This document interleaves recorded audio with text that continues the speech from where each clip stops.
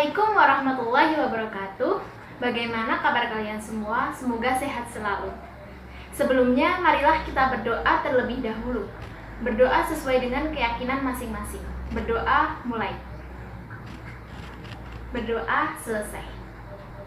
Sebelumnya kami dari kelompok 2 yang beranggotakan Alif Lutfiasari, Sheila Sylvia, dan Tia Bella. Untuk tujuan pembelajaran dari video ini yaitu untuk menunjukkan tokoh-tokoh pendidikan non-formal dan bagaimana teori yang dimilikinya serta pengaplikasiannya dalam pembelajaran. Perangkat pembelajaran digunakan untuk mendukung jalannya proses pembelajaran. Di sini, kami menyediakan sebuah materi yang menjadi dasar pembahasan. Selain teknologi, di sini kami juga menggunakan media YouTube yang berisikan materi tentang pendidikan non-formal. Ada yang pertama, Paulo Freire. Ia terkenal akan teori humanistik yaitu pendidikan yang membebaskan. Paulo Freire adalah seorang pendidik, teolog, humanis, sosialis, dan bahkan dianggap dunia ketiga, khususnya masyarakat Amerika Selatan. Ia tidak hanya seorang yang kontroversial dengan metode pendidikan revolusionernya, namun juga sosok yang sulit diterka. Kemudian yang kedua ada tokoh Jerome Bruner. Ia terkenal akan teori belajar kognitif. Pada tahun 1940-an, Jerome Bruner bersama dengan Leo Postam bekerja sebagai konsultan yang kebutuhan, motivasi, dan harapan-harapan aset mempengaruhi persepsi. Jerome S. Bruner adalah salah satu psikolog terkenal dan berpengaruh pada abad 30 ke-20. Ia adalah salah satu tokoh utama revolusi kognitif yang dalam bidang pendidikan telah dirasakan pengaruhnya. Yang ketiga ada tokoh dari Bruce Wayne Tuchman. Ia terkenal akan teori pembentukan kelompok sosial. Dikenal sebagai penulis artikel Developmental Sequence in Small Groups yang diterbitkan pada tahun 1965. Bruce Wayne adalah peneliti psikologis Amerika yang melakukan penelitiannya pada teori dinamika kelompok pada tahun 1965. Ia menerbitkan teori yang dikenal sebagai tahap pengembangan kelompok Tuchman. Menurut teori ini, ada 4 fase pengembangan kelompok. Yang pertama, membentuk, kedua, menyerbu, ketiga, menormalkan, dan keempat, pertunjukan. Asumsi dasar teori humanistik dari Paulo Freire yaitu pendidikan adalah sistem bank, di mana sistem pendidikan saat ini dalam perspektif Paulo Freire dengan istilah banking of education. Tersirat dalam konsep pendidikan gaya bank ini adalah asumsi tentang dikotomi antara manusia dan dunia. Seseorang semata-mata berada di dunia, bukan dengan dunia atau dengan orang lain. Individu adalah penonton, bukan pencipta ulang. Dalam pandangan ini, orang tersebut bukanlah makhluk. Ia lebih merupakan pemilik pikiran yang kosong, secara pasif, terbuka terhadap penerimaan simpanan realitas dari dunia luar. Secara ontologis, teori humanistik adalah sebagai upaya pembebasan manusia dari sebuah kekutukan penindasan. Dengan kata lain, langkah awal yang menentukan dalam upaya pendidikan pembebasan menurut Freire yaitu suatu proses terus-menerus, selalu mulai dan mulai lagi, maka proses penyadaran akan selalu ada dan merupakan proses yang sebagian dari keseluruhan proses pendidikan itu sendiri. Maka proses penyadaran merupakan proses yang inti dan hakikat dari proses pendidikan itu sendiri. Dunia kesadaran seseorang memang tidak boleh terhenti.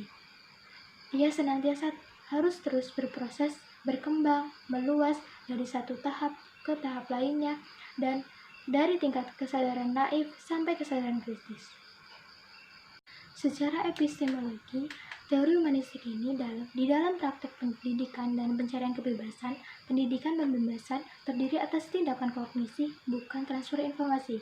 Ini adalah situasi pembelajaran di mana objek dapat dikenali, menengahi aktor kognitif, yaitu guru di satu sisi dan murid di sisi lain. Cara Freire menemukan masalahnya sangat unik, di mana Freire menemukan letak permasalahan dengan mendasarkan pada pengalamannya sendiri dengan mencari sebuah fakta. Bukti ini dijadikan dasar awal dalam menuju sebuah arah gerakan. Kemudian, bukti-bukti ini ditelaah secara kritis dan disintesakan dengan realitas sosial untuk menemukan sebuah jalan menuju perubahan sosial. Secara aksiologis, teori humanistik ini membahas mengenai kemaslahatan manusia dengan asumsi bahwa kebebasan berpendapat dan berpikir karena hak setiap manusia. Menurut Freire, hak ini perlu diberikan ruang agar manusia tumbuh menjadi makhluk yang imajinatif dan kreatif. Sebab itu, Freire merumuskan sebuah konsep pendidikan yang dapat memberikan hak manusia untuk mengaktualisasikan potensinya dan kreativitasnya sendiri. Sebuah alat untuk membebaskan sebuah upaya untuk memproduksi kesadaran kritis terhadap kelas, gender, dan lain sebagainya. Yang kedua, asumsi dasar teori kognitif dari Jerome S. Bernard, yaitu teori ini berasumsikan bahwa setiap orang yang telah memperoleh pengetahuan dan pengalaman yang telah tertata dalam bentuk struktur kognitif yang telah diperolehnya. Proses belajar akan berjalan baik jika materi atau pelajaran informasi baru beradaptasi dengan struktur kognitif yang telah dimilikinya dan telah terbentuk di dalam pikiran seseorang berdasarkan pemahaman dan pengalaman-pengalaman sebelumnya.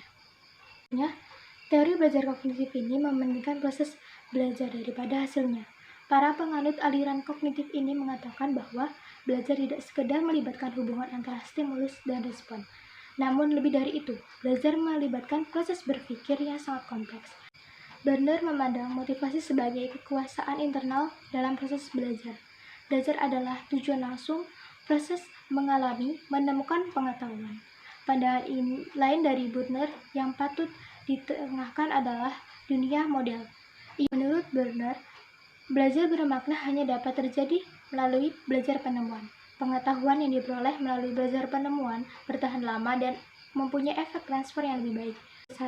Teori pembentukan kelompok dari Bruce Tuckman. Asumsi dasar teori ini memfokuskan pada suatu cara kelompok dalam menghadapi satu tugas mulai dari awal pembentukan kelompok hingga proyek selesai.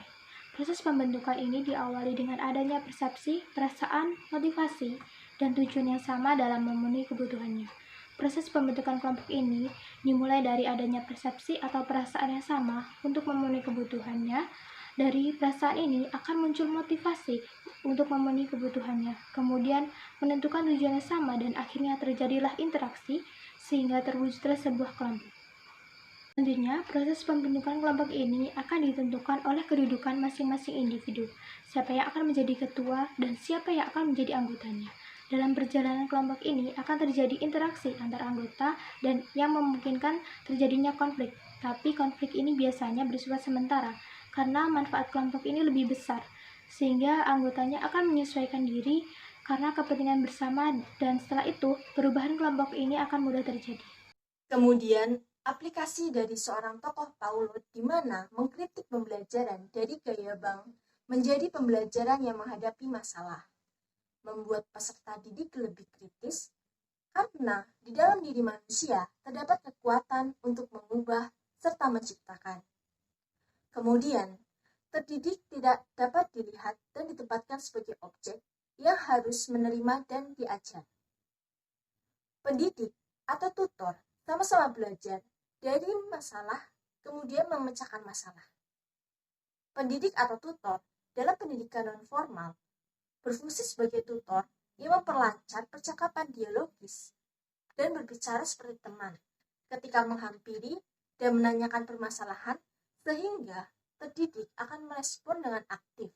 Kemudian pada tokoh Brander, terdidik akan secara bebas belajar mandiri dan diarahkan kepada discovery learning. Kemudian memberikan sebuah ilustrasi, materi, tugas atau sebuah kursus. Kita ambil contoh menjahit. Pada hari pertama akan belajar bagaimana praktik menjahit. Pada hari kedua, cara membordir. Pada hari ketiga, cara membuat pola dan sebagainya, sampai ke hal yang tersulit. Lalu, konsep atau penjelasan sifatnya dari arah konkret kepada hal yang bersifat abstrak, dari hal yang sederhana ke hal yang kompleks. Kemudian, pada tokoh terakhir, membuat sebuah kelompok, di mana kelompok nanti diberikan sebuah tugas dan biasanya dalam pendidikan nonformal akan lebih kepada praktik. Kemudian, membuat anggota yang awalnya bersifat egois atau individualis, kemudian timbul kerjasama, membuat sebuah gagasan, dan saling beradaptasi. Adanya komunikasi untuk memajukan sebuah kelompok sesuai dengan peran dan fungsinya masing-masing.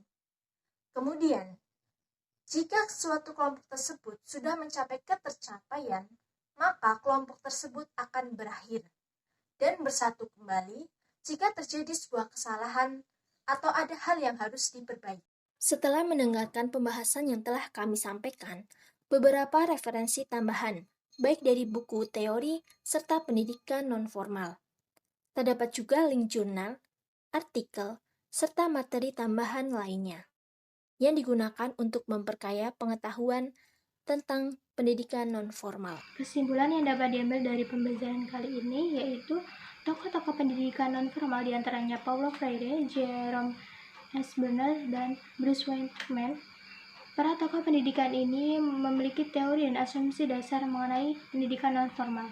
Kemudian, teori dan asumsi dasar tersebut dapat diaplikasikan dalam pembelajaran pada pendidikan nonformal.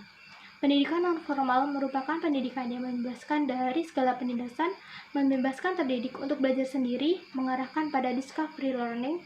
Dalam pendidikan nonformal ini, pendidik berfungsi sebagai koordinator yang mempelancar percakapan dialogis, sedangkan peserta didik adalah partisipasi aktif dalam dialog tersebut. Dengan demikian, perlu kolaborasi antara pendidik dan peserta didik dalam mewujudkan pembelajaran pada pendidikan nonformal yang bebas dari penindasan, pendidikan yang berbasis discovery learning, dan dapat menciptakan sumber daya manusia yang berkualitas.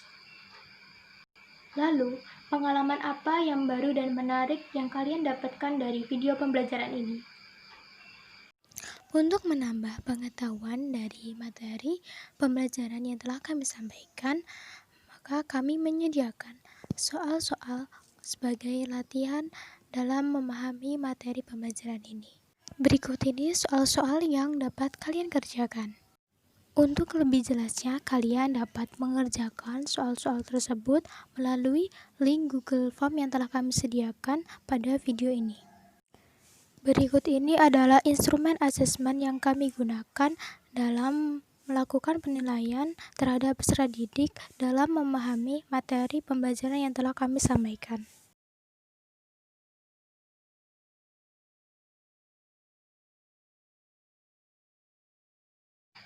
Untuk mengakhiri pembelajaran kali ini, marilah kita tutup dengan berdoa. Berdoa menurut kepercayaan masing-masing. Berdoa dimulai. Berdoa tiada henti. Terima kasih atas perhatiannya. Sekian apa yang dapat kami sampaikan. Kurang lebihnya mohon maaf. Semoga bermanfaat bagi kita semua. Billahi taufiq wal hidayah, waridha walinayah. Wassalamualaikum warahmatullahi wabarakatuh.